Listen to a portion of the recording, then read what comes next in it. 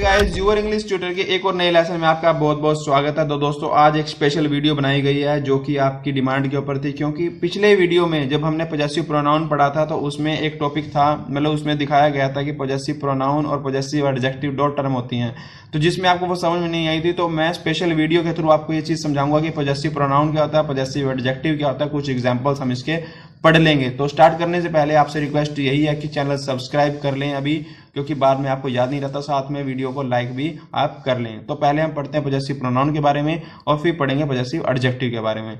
Possessive pronoun क्या बोलता है? The possessive pronoun is use in place of noun. Simple सी एक बात की, जब आप नाउन की जगह इसको यूज करोगे तो पॉजेसिव प्रोनाउन हो जाएगा।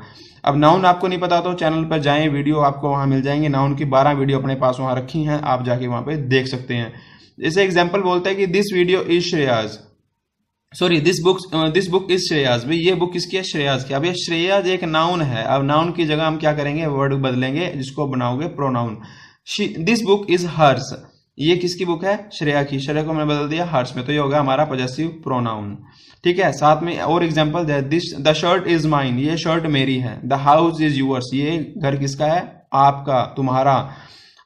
द कार इज दियर्स, ये कार उनकी है। तो मतलब कहने का कि ये मेरा है, ये तुम्हारा है, ये उनकी है, ये हमारा है। ये सारी बातें क्या होती हैं? हमारी पॉजेसिव प्रोनाउन के अंदर आती हैं। जब बात करो पॉजेसिव एडजेक्टिव की, तो आप ये याद रखना कि पॉजेसिव एडजेक्टिव हमेशा वर्ब से, नाउन से पहले आता है। मतलब कि this is her pen, this is her pen. किसी व्यक्ति, मतलब किसी भी वस्तु व्यक्ति की बात करते हैं तो वो क्या होता है? नाउन होता है। तो हमने बता दिया दिस इज हर पेन। हर कौन हो गया?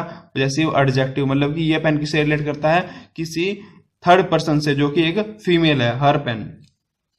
यूर बुक इज न्यू, अब ये बुक किसकी है? आपकी है। तो मतलब नाउन से पहले आया यूर, यूर ने बताया कि ये बुक किसकी है?